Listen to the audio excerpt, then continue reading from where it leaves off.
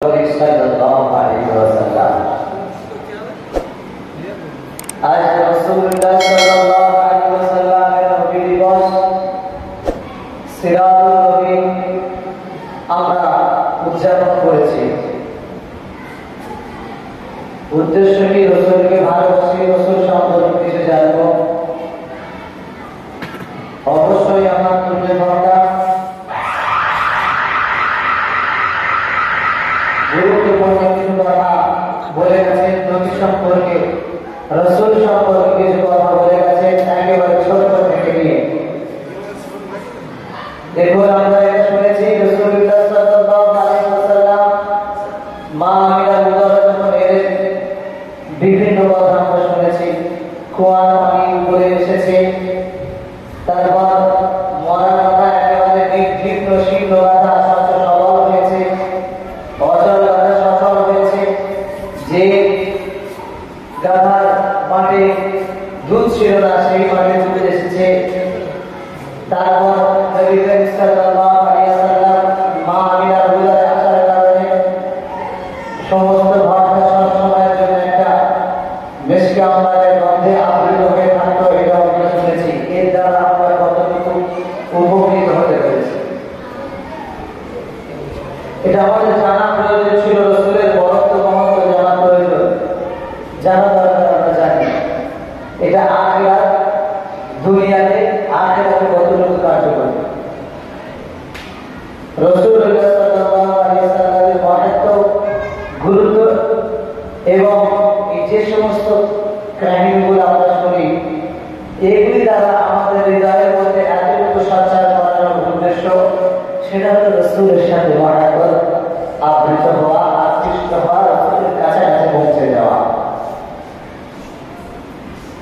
এই রাসূলের কাছে পৌঁছে যাওয়া, পৌঁছানোর জন্য বিভিন্ন পন্থা রাসূলুল্লাহ সাল্লাল্লাহু আলাইহি ওয়াসাল্লামের কাছে যাওয়ার জন্য আল্লাহ রাব্বুল আলামিন আমাদেরকে দেখিয়েছেন।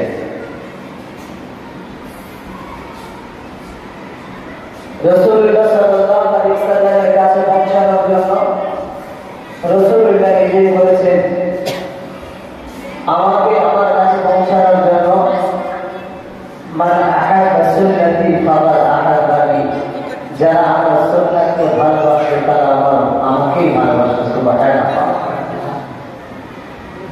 ওয়া মান আহাব্বানি কানা মা'i ফিল জান্নাহ, আর যারা আমার সুন্নাতকে ভালোবাসলো, আমাকে ভালোবাসলো, আর আমাকে যারা ভালোবাসলো, তাদেরকে আমি রাসূলুল্লাহ আর সেই ব্যক্তি জান্নাতের মধ্যে এভাবে অবস্থান করবো বলে। সুবহানাল্লাহ।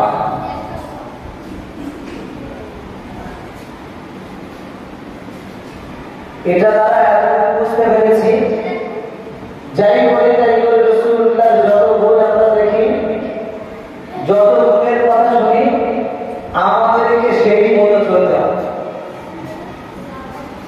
রাসূলুল্লাহ সাল্লাল্লাহু আলাইহি ওয়াসাল্লাম পৃথিবীতে আসার আগে যে গুণ ছিল, আসার পরে যে গুণ, আসার আগে যে কারিশমা ছিল, আসার পরে যে কারিশমা পেয়েছি আমরা,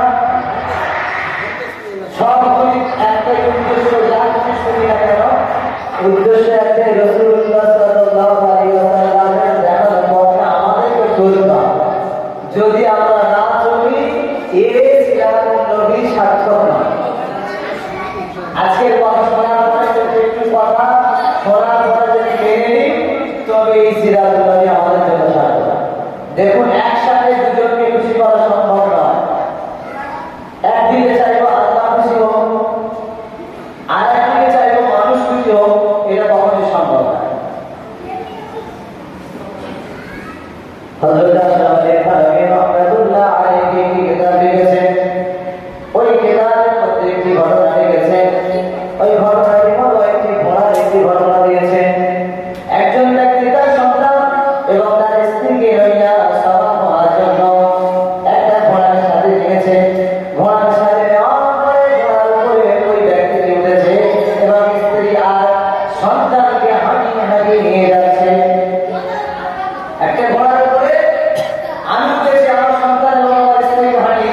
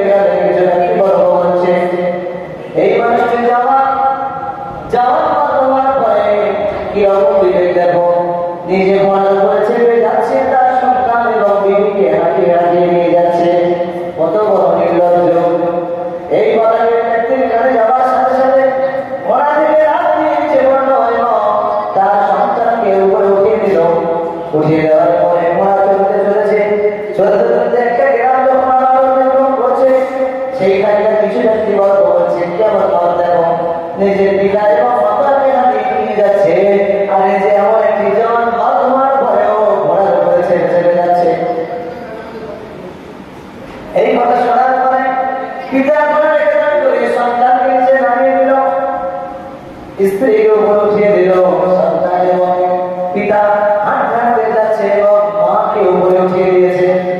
সন্তানের মাকে উঠিয়ে দেওয়ার পরে ঘোড়া চলতে রয়েছে, চলতে চলতে আবার একটা গ্রাম অতিক্রম করছে। তখন ওই গ্রামে কিছু ব্যক্তি বলছে, কেমন নির্লজ্জ দেখো, একেই বলে বউয়ের খোলস,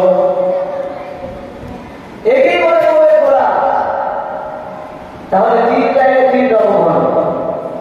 যখন এই কথা শুনলো, দেখো বিবি এমন করে বিবির সঙ্গে আচরণ করে, বিবিটা এমন বিবি তার স্বামী এবং সন্তানকে নিচে হাঁটিয়ে নিয়ে যাচ্ছে এবং তিনি ঘোড়া করে নিয়ে যাচ্ছে। এইরকম স্ত্রীকে হয় নাকি? এইরকম নির্লজ্জ স্বামীকে হয় নাকি? তার স্ত্রীকে উপরে উঠিয়ে যাচ্ছে, ঘোড়ার উপরে চালিয়ে দিয়ে হেঁটে যাচ্ছে। এইরকম নির্লজ্জ ব্যক্তি কি পৃথিবীতে দেখা যায় নাকি? এই কথা শোনার পরে ঘোড়াকে দাঁড় করিয়ে স্ত্রীকে নিচে নামিয়ে দিল। নিচে নামিয়ে দেওয়ার পরে কি চিন্তা করে, কি করি কেউ ঘোড়ার পিঠে বসছে না, ঘোড়াটাকে হাঁটিয়ে নিয়ে যাচ্ছে এবং তিনজন ঘোড়ার পিছনে পিছনে যাচ্ছে। এইভাবে যখন যাচ্ছে, কিছুক্ষণ যাওয়ার পরে আরে পাড়া যখন অতিক্রম করছে, ওই পাড়ার কিছু ব্যক্তি বড় এখন তোমায় বলছে, দেখো এইরকম না সত্য বান্দাকে পৃথিবীতে আর পাওয়া যায় নাকি? আল্লাহ একে এত সুন্দর সবল গুজরাট করার মতো ব্যবস্থাপনা দিয়েছে, আরোহণ করার জন্য ঘোড়া দিয়েছে। ঘোড়ার উপরে তিনজনে চেপে তো চলে যেতে পারে, তিনজনে চেপে যাচ্ছে না। আল্লাহ দেওয়া সম্পদকে নষ্ট করে করছে, শুকরিয়া আদায় করে না। আল্লাহ সম্পদকে হাঁটিয়ে নিয়ে যাচ্ছে, নিজের বেড়ে যাচ্ছে, আল্লাহ শুকর আদায় করে না। কোন জায়গায় যায় যেটা করছে সেটাতে সমস্যা হচ্ছে। এই কথা শোনার পরে তিনজনেই চেপে বসেছে ওই ঘোড়ার উপরে। ঘোড়ার উপরে চেপে বসার পরে যাচ্ছে, যেতে কিছুক্ষণ পরে কিছু ব্যক্তি বড় একটা ঘোড়ার উপরে চলে, সেখানে তারা দেখলো যে একটা ঘোড়ার উপরে তিনজন সাওয়ার হয়ে আসছে। তখন তারা বললো, এইরকম ব্যক্তি বড় লোকে দেখেছো, দাঁড় করিয়ে বলছে, তোমরা তো চাইলে ঘোড়াটাকে একেবারে মেরে দিতে পারো, গুলি করে মেরে দিতে পারো। এইভাবে ধীরে এই ঘোড়াটাকে এত কষ্ট দেওয়া তোমাদের কি হয়? আল্লাহ দেওয়া, আল্লাহ মাখলুককে এইভাবে তোমরা যদি কষ্ট দাও, আল্লাহ কি তোমাদেরকে ছেড়ে দেবে নাকি? দেখুন এক ব্যক্তির কথা শুনে ঘোড়ার উপর তিনজনে ছেড়ে বসেছে।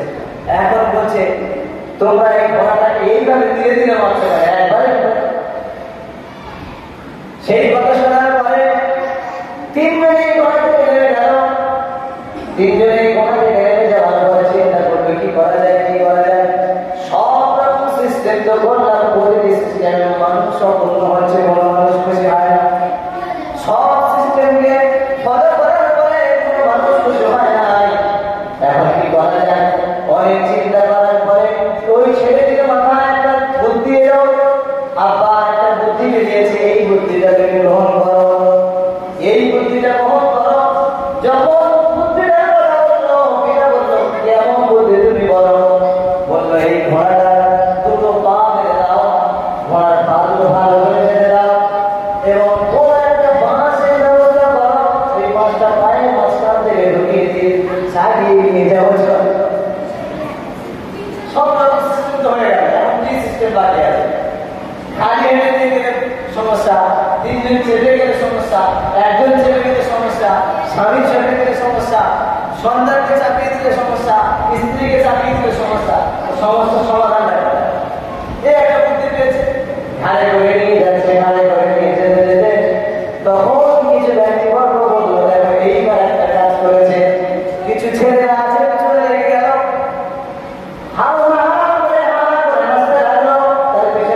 মারতে লাগলো, পাগল করে চিৎকার করতে লাগলো, এত সুন্দর সাবারকে হাতে করে নিয়ে যাচ্ছে আর হেঁটে হেঁটে যাচ্ছে।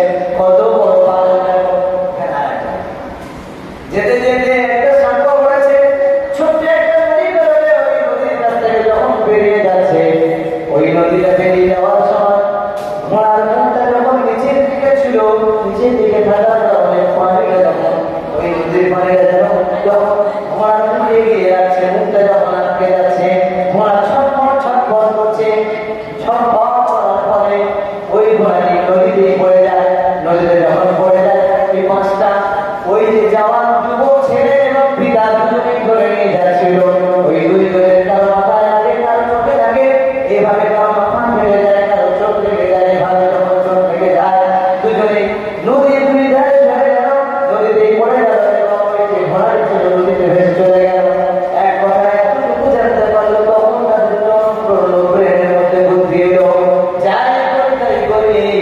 মানুষ এবং আল্লাহকে একসাথে খুশি করা কখনোই সম্ভব নয়। আজকে কথা বলছি মানুষ উচ্চারের উদ্দেশ্য নয়। لا يؤمن أحدكم حتى أكون أحب إليكم من وولده والناس أجمعين।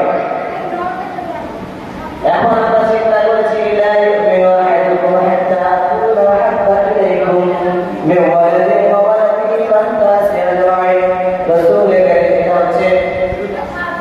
এটা হচ্ছে মুসলিম শরীফের 115 নম্বর হাদিসের মধ্যে রাসূলুল্লাহ সাল্লাল্লাহু আলাইহি ওয়াসাল্লাম বললেন লা ইয়াকুনু আহাদুকুম হাত্তা আকুনা হাব্বা ইলাইকুম মিন ওয়ালাদিহি ওয়া ওয়ালাদিহি ওয়ান নাস আজমাইন। যদি তুমি আমাকে ভালোবাসো, আমাকে এইরকম ভালো যদি তোমরা না বাসো, যে ভালোবাসাটা তোমার সন্তানের থেকে বেশি হবে, যে ভালোবাসাটা তোমার সম্পদের থেকে বেশি হবে, সেই ভালোবাসাটা তোমার স্ত্রী থেকে বেশি হবে, যদি এমন ভালোবাসা তোমরা যদি আমাকে না বাসতে পারো, তোমরা আমার প্রকৃত উম্মাত হতে পারবে না। এই হাদিসটি যখন পরিবেশন করা হলো, হযরত ওমর রাদিয়াল্লাহু তাআলা আনহুকে বলা হলো, তুমি কি তোমার রাসূলকে বেশি ভালোবাসো না তোমার সম্পদ, তোমার সন্তানকে ভালোবাসো? রাসূলুল্লাহ সাল্লাল্লাহু আলাইহি ওয়াসাল্লামের কাছে পাশে বসে ছিলেন এমন অবস্থায় হযরত ওমর রাদিয়াল্লাহু তাআলা আনহু বলেন, ইয়া রাসূলুল্লাহ, আমি এখনো পর্যন্ত আমার সন্তানের থেকে আপনাকে বেশি ভালোবাসতে পারি। রাসূলুল্লাহ সাল্লাল্লাহু আলাইহি ওয়াসাল্লাম বলেন, তুমি ওমর এখনো পর্যন্ত আমার প্রকৃত উম্মাত হতে পারো না। এই কথা বলার সাথে সাথে ওমর রাদিয়াল্লাহু তাআলা করে কান্নাকাটি শুরু করে দিলেন। আমি রাসূলের উম্মাত হতে পারি, আমি রাসূলের উম্মাত হতে পারলাম না। এখনো পর্যন্ত রাসূলের জন্য জীবন উৎসর্গ করার প্রচেষ্টা করলাম, কিন্তু আমার সন্তানকে মহব্বত করে ভালোবাসি। রাসূলুল্লাহ সাল্লাল্লাহু আলাইহি ওয়াসাল্লামের কাছে হাত দিলেন। রাসূলুল্লাহ হাত তুললেন, আওয়াজ করলেন, ইয়া রাসূলুল্লাহ, ইয়া রাসূলুল্লাহ, আমি আমার সন্তানের যখন পেটে যায় তখন মায়া লাগে। ইয়া রাসূলুল্লাহ, আপনাকে না দেখলে আমার কষ্ট হয়, এটা আমার মহব্বত। আমি ভাগ করতে পারি, কিন্তু এটা আমার কাছে বেশি কম। তবে আপনি কি করে দিন, আমি আমার পরিস্থিতি এখন কেমন, আপনি যেটা বলবেন আমি সেইটা নিয়ে চলবে। রাসূলুল্লাহ সাল্লাল্লাহু আলাইহি ওয়াসাল্লাম জানান দিলেন, লা ইউমিনু আহাদুকুম হাত্তা আকুনা হাব্বা ইলাইকুম মিন ওয়ালাদিহি ওয়া ওয়ালাদিহি ওয়ান নাসি আজমাইন। তুমি তোমার সম্পদ সম্পত্তি এবং সন্তান সন্ততি বিবি বাচ্চা আত্মীয়-স্বজন সকলের থেকে যদি আমি রাসূলুল্লাহ আমাকে বেশি ভালোবাসো, আমাকে বেশি বেশি খোঁজ নাও, আমাকে দেখার জন্য যদি পাগল হয়ে যাও, আমাকে দেখার জন্য যদি পাগল হয়ে যাও, তবে তুমি মনে তুমি মেনে নিও যে তুমি রাসূলকে বেশি বেশি ভালোবাসো। আর এই রকম দিনের মধ্যে যখন হবে, তখন রাসূলুল্লাহ বললেন, যারা আমাকে বেশি বেশি ভালোবাসতে চায়, আমাকে বেশি বেশি পছন্দ করতে চায়, তারা যেন আমার সুন্নাহকে আঁকড়ে ধরে। যারা আমার সুন্নাহকে আঁকড়ে ধরে, রাসূলুল্লাহ বললেন, তারা আমাকে প্রকৃত ভালোবাসলো। আর যারা আমাকে প্রকৃত ভালোবাসলো, আমি রাসূলুল্লাহ আর সেই ব্যক্তি জান্নাতের মধ্যে পাশাপাশি অবস্থান করব। সুবহানাল্লাহ। আমরা এখন রাসূলকে ভালোবাসি, আমরা রাসূলের দেওয়ানা, আমরা রাসূলের দেওয়ানা, রাসূলের সুন্নাহ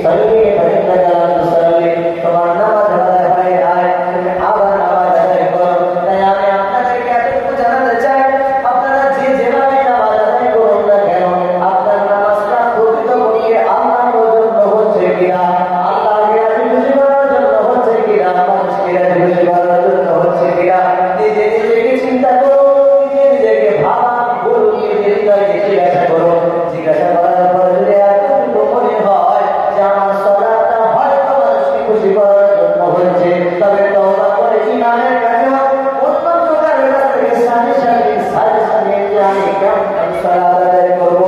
আমার সালাত আমার নামাজ ইন্না সালাতি ওয়া নুসুকি ওয়া মাহইয়ায়া ওয়া মামাতি লিল্লাহি রাব্বিল আলামিন। আমার সালাত আমার নামাজ নিশ্চয়ই আমার সালাত নিশ্চয়ই আমার সালাত আমার জীবন আমার মরণ আমার চলা আমার ফেরা সব কিছু রব্বুল আলামিন আল্লাহর জন্য হতে হবে।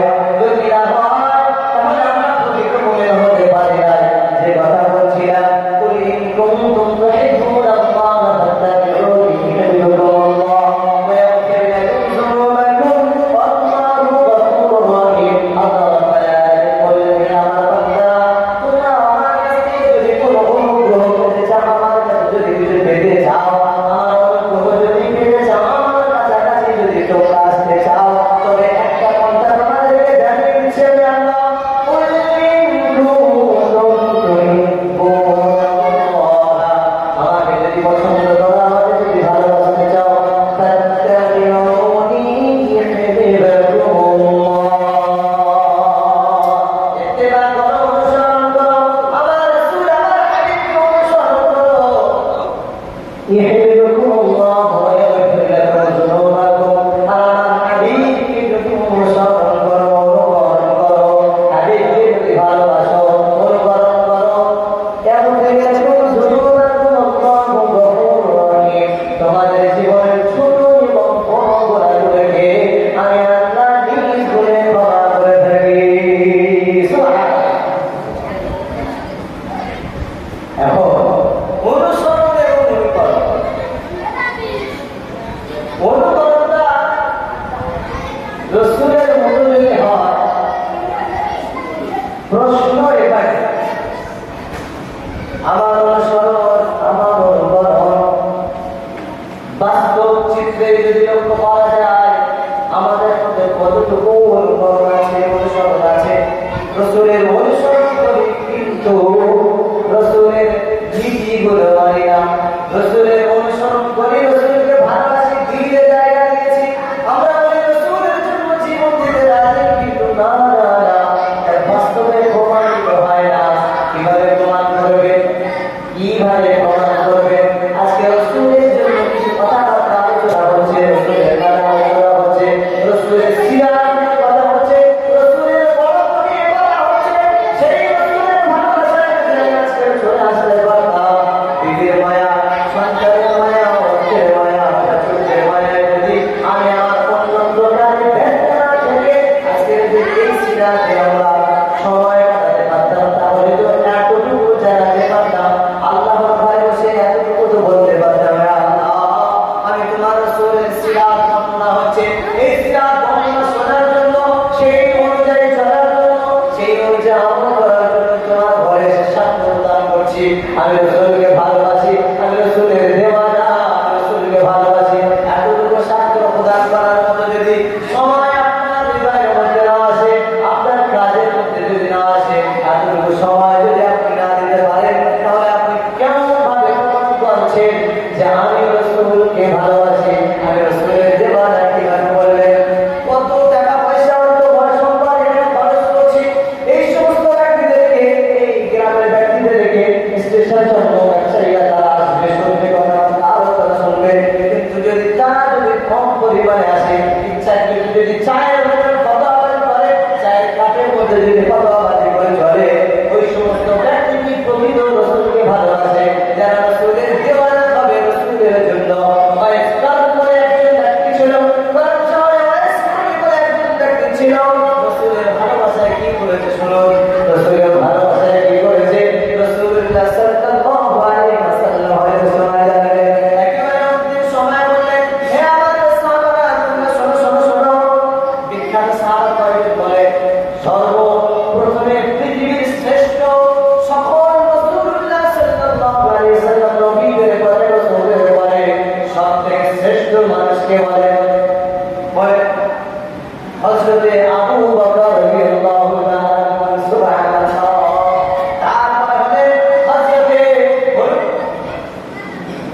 নম্বরে হযরত ওমর ফারুক রাদিয়াল্লাহু তাআলা আনহু, 3 নম্বরে হযরত উসমান গনি জিন্নুরাইন রাদিয়াল্লাহু তাআলা আনহু, 4 নম্বরে হযরত আলী রাদিয়াল্লাহু তাআলা আনহু। এই সমস্ত সাহাবাদের রাসূলুল্লাহ সাল্লাল্লাহু আলাইহি ওয়াসাল্লাম থেকে বললেন, হে আমার সাহাবারা, তোমরা শোনো, আমার যে বিধান রয়েছে, চাদর রয়েছে, তোমরা গ্রহণ করো। এবং আমি যখন মুসলিম হয়ে যাব, আমি যখন পতিত হয়ে যাব, আমি যখন পৃথিবী থেকে বিদায় নেব, পৃথিবী ছেড়ে যখন চলে যাব, তোমরা আমার এই চাদরটাকে ধরিয়া কর্ণপুরে একটি শহর রয়েছে, ওই শহরে যাবে এবং ওই শহরে একজন ব্যক্তি, একজন পাগল আছে, আল্লাহর এক পাগল আছে, তার নাম হলো ওয়াইস। ওই ওয়াইসের কাছে এই সমস্ত চাদরগুলো তোমরা পৌঁছে দিও। সুবহানাল্লাহ।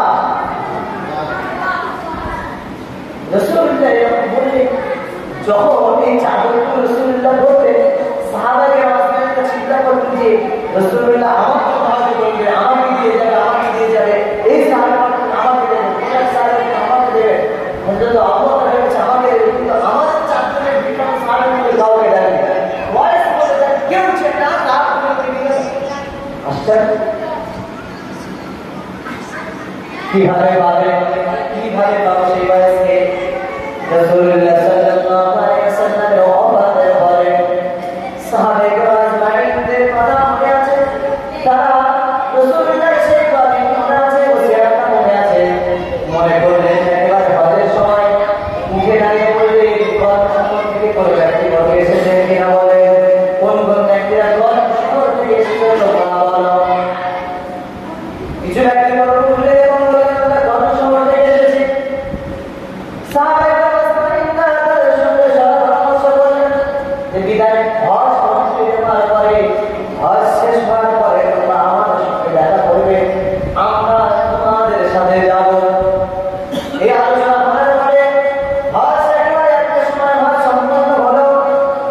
সেই সাহাবাকে মাসমালিকরা ওই ব্যক্তিদের সাথে গল্প শহরে চলে গেলেন, গিয়ে বললেন, একবার যাওয়ার ওই ব্যক্তিদেরকে জিজ্ঞাসা করলেন, ওয়াইস বলে ব্যক্তিটাকে কি তোমরা চেনো?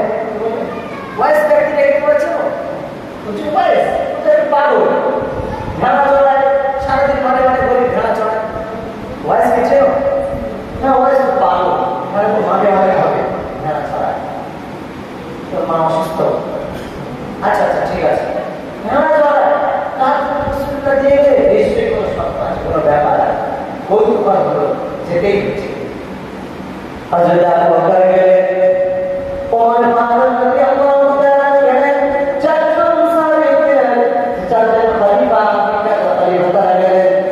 তাদের সাথে যাওয়ার পরে হযরত ওয়াইসের বাড়িতে যখন গেলেন, ওয়াইসকে খুঁজে পেলেন না।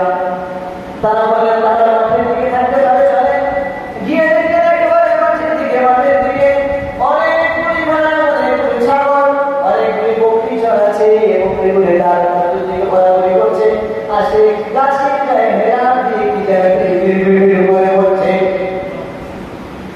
সাহাবারা তাদের কাছে গেলেন, সেই ব্যক্তির কাছে গেলেন, ওয়াইসের কাছে যাওয়ার পরে এই চাদরগুলি সেই ব্যক্তির কাছে দিলেন এবং বললেন, আমরা আল্লাহর সাহাবী, আল্লাহ রাসূলের সাহাবী, মুহাম্মদ সাল্লাল্লাহু আলাইহি ওয়াসাল্লামের খলিফা, আমি আবু বকর, আমি ওমর, আমি উসমান, আমি আলী।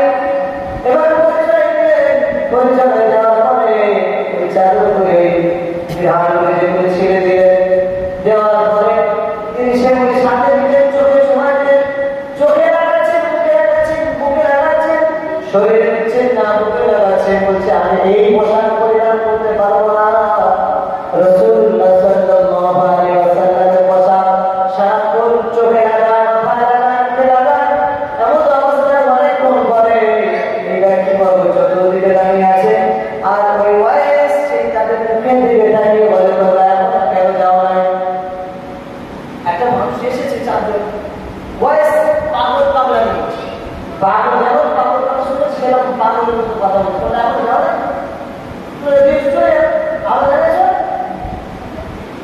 না, আমরা একটা কথা শুনতে এসেছি, একটা কথা জানার ছিল। কি কথা বলো, কি কথা বলো? তো বলছে, আপনার নাম ওয়াইস, আমরা রাসূলের পাশে সবসময় থাকতাম, কাজে থাকতাম, সবসময়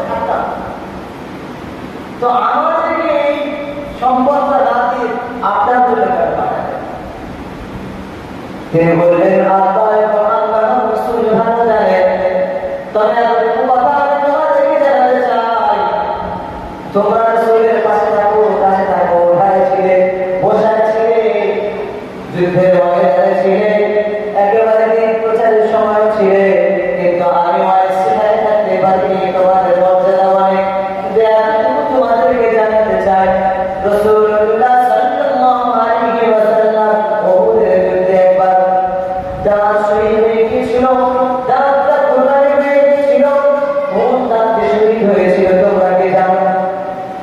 কোন দাঁতটা শহীদ হয়েছে সেটা তোমরা দেখেছো জানো? এই কথা বলার পরে সকলে বলা বলে কথা আলোচনা করছে, কেউ কেউ বলছে কোন কথা কোন দাঁত বললাম, এরকম কথা যখন বলছে ওয়াইজ করছে, হে আল্লাহ রাসূলের সাহাবী শোনো শোনো শোনো তোমরা শোনো, আমি ওয়াইজ আমি জানি না রাসূলুল্লাহ কোন দাঁতে শহীদ হয়েছে, তবে আমি ওয়াইজ আমি তো ভেবেছি রাসূলুল্লাহ একটা দাঁত হয়তো শহীদ হয়েছে, আমি প্রথমে একটি দাঁত ভেঙেছি, দাঁত ভাঙার পরে আমি এতটুকু ভেবেছি এই দাঁতটা যদি রাসূলের থাকে আর আমি এই দাঁতটা ভেঙে ফেলেছি, অন্য দাঁতটা যদি রাসূলের চলে যায় আমি ওয়াইজ সেই দাঁতে কিভাবে খাবার খাবো, এইভাবে চিন্তা করতে করতে একটা নয় দুই নয় 32টি দাঁতের মধ্যে আর কোনো একটি দাঁত আমার বাকি নাই, রাসূলের সাথে রাসূলের ভালোবাসায় আমি আমার সব দাঁত তুলে আল্লাহর জন্য রাসূলের ভালোবাসায় শহীদ করে দিয়েছি, কুরবানি করে দিয়েছি। সুবহানাল্লাহ, রাসূলের ভালোবাসা।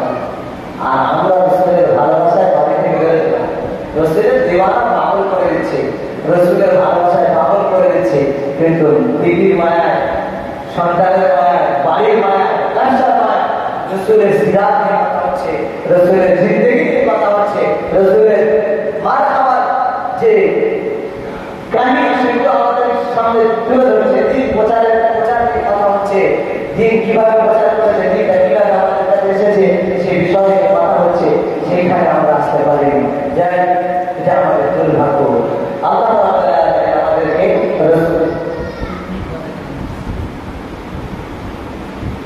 রাসূলুল্লাহ সাল্লাল্লাহু আলাইহি ওয়াসাল্লামের কথা আমাদের কাছে জানাতে হবে, তাই লা ইয়ামিনু আহাদুকুম হাত্তা আকুনা হাব্বা ইলাইকুম মিন ওয়ালাদি ওয়া ওয়ালাদিহি সন্তান সন্ততি ওয়াল নাসি আজমাইন, সব কিছু থেকে, সন্তান থেকে, অর্থের থেকে মায়া, বিবি বাচ্চা সব কিছু একেবারে পৃথিবীর কাছে বেঁচে গেলে হবে না, পৃথিবী থেকে কিনতে হবে, নিজেকে রাসূলের কাছে সমর্পণ করতে হবে। এই রাসূলের কাছে সমর্পণ করা হলো সকাল থেকে উঠে সন্ধ্যা পর্যন্ত যাওয়া পর্যন্ত, ঘুমাতে যাওয়া পর্যন্ত আমাকে রাসূলের পথে চলতে হবে, রাসূলের অনুসরণ অনুকরণ করে চলতে হবে। তার ভিতরে একটা হলো, তার ভিতরে হলো ইয়া আইয়ুহাল্লাযীনা আমানু কু আনফুসাকুম ওয়া আহলিকুম নারা, তোমরা নিজেদের জাহান্নামের আগুন থেকে বাঁচো এবং তোমরা আল্লাহকে জাহান্নামের আগুন থেকে বাঁচাও।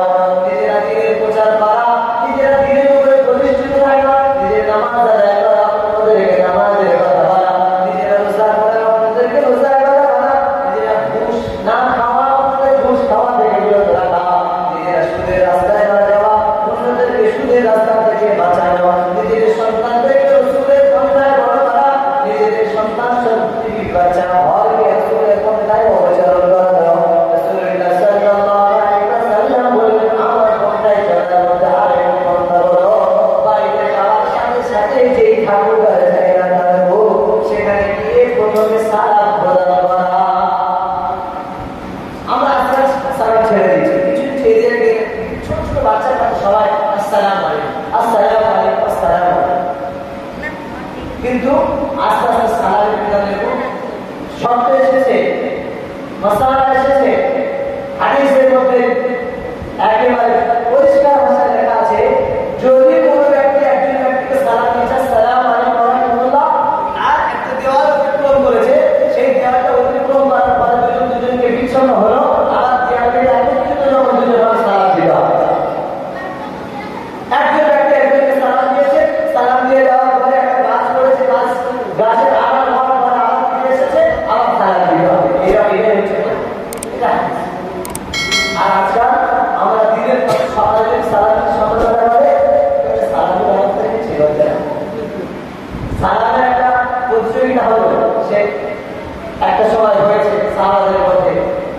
সেটা বলার সময়